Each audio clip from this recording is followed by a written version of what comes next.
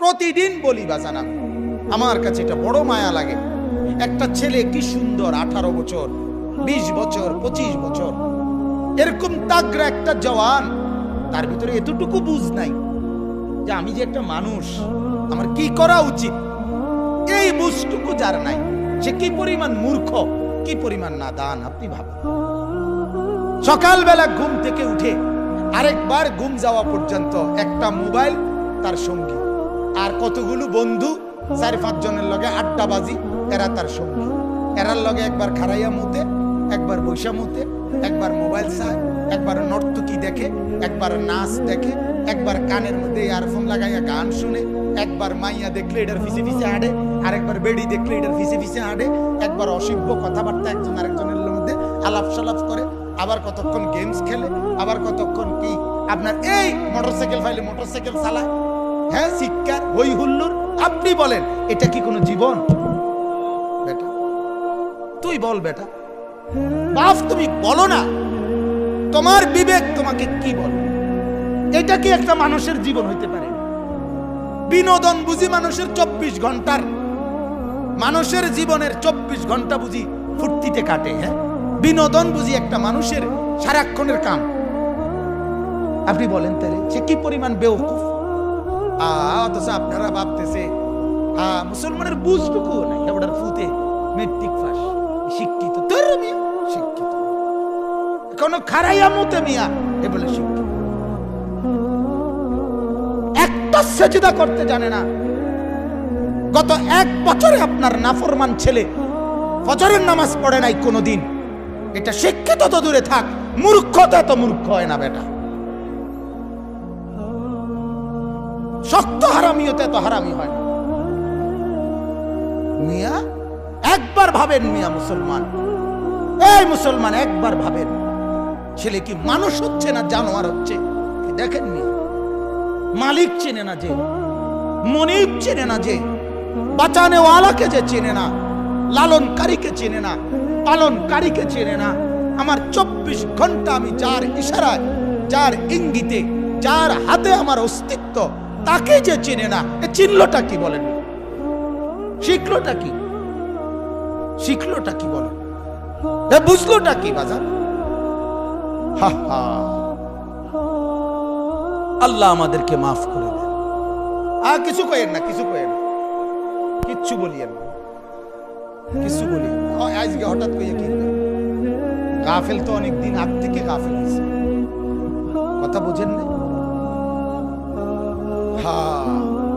অসুবিধা নাই আমার বাজান। এজন্য আমি অনুরোধ করছি, আমরা প্রত্যেকেই নিজের আত্ম উপলব্ধি করেন, নিজেকে চেনেন। ইস্তাফতি কালবাক, আপনি আপনার দিলকে প্রশ্ন করেন। আল্লাহর নবী বলছে দিলকে প্রশ্ন করো, তুমি তোমার দিলকে নিয়ে ভাবো আসলে তোমার হালাত কি। ওয়াল তানজুর নাফসুম মা কদ্দামাত লিগাদ। আল্লাহ বলে ও বান্দা ভাবো তো, আগামীকাল যদি কিয়ামত, আগামীকালই কিয়ামত, তো আজ তুমি কি পাঠিয়েছো দেখো না, দেখো। আল্লাহ তাআলা আলাম ইয়ালাম বিআন্নাল্লাহা ইয়ারা, বান্দা তুমি জানো আমি কিন্তু সারাক্ষণ তোমাকে দেখছি। বিআন্নাল্লাহা ইয়ারা, আমি সারাক্ষণ দেখে থাকি। মা গাররাকা বিরাব্বিকাল কারীম, আমি মাওলা কেন সিজদা পেলাম?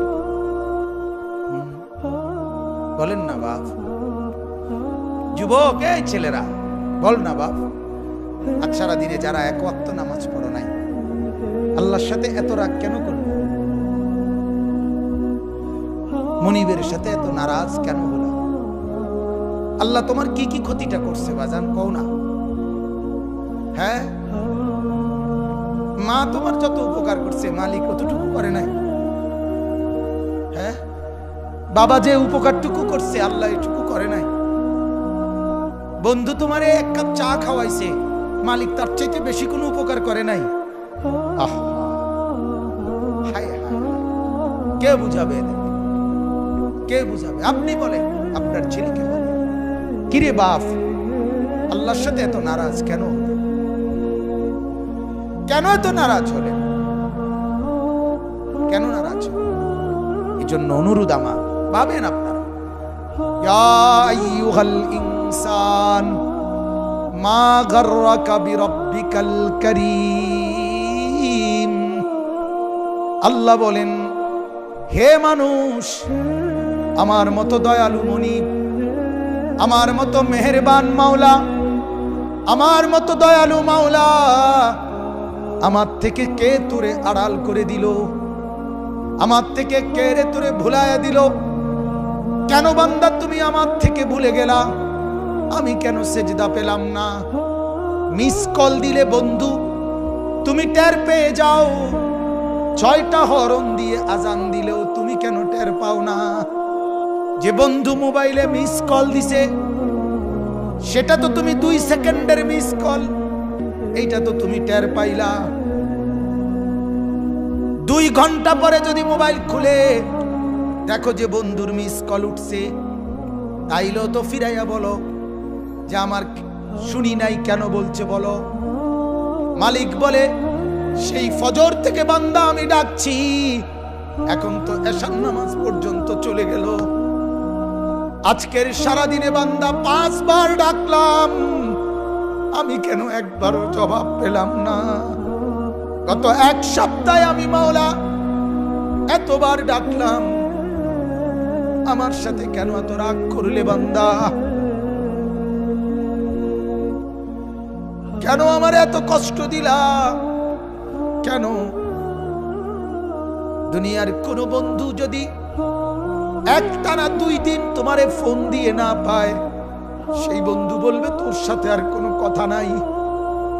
তুই বেটা আমার ফোনটা পর্যন্ত ধরলি না, তুই আমার ফোনটা পর্যন্ত রিসিভ করলি না। এই মাত্র আমার সাথে মাওলানা ইয়াহিয়া আমার সাথে আসছে, তার আরেক বন্ধু ওই যে এনে আসছে, কই সালাউদ্দিন, কই মাওলানা সালাউদ্দিন রে মনে হয় মাগরিবের পরে, না না হাসান রে ফোন দিছে 10-12 বার।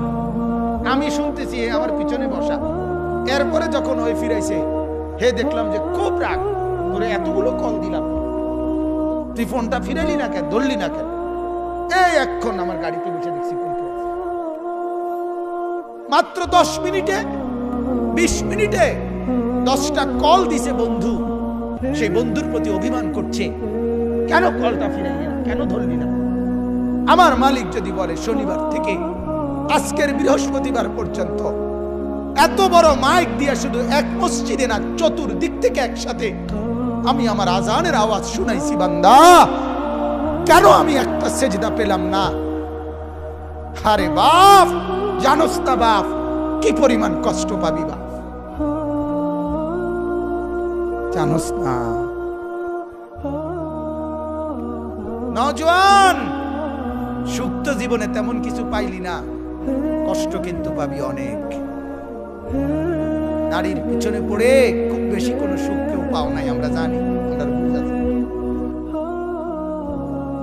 মোবাইলে চাইয়া, নর্তকী চাইয়া খুব বেশি কোনো আনন্দের কিচ্ছু নাই, আমরা একটা বুঝ আছে, আমরা আইডিয়া আছে, আমরা একটা সিরিয়া খাই না।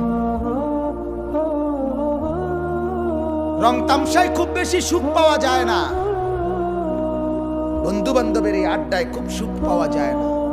সেজদার মধ্যে অনেক মজা আছে, রাত গভীরের তাহাজ্জুদে অনেক মজা আছে, কোরআনুল কারীমের তিলাওয়াতে অনেক মজা আছে, অনেক স্বাদ আছে, তুমি জানো না?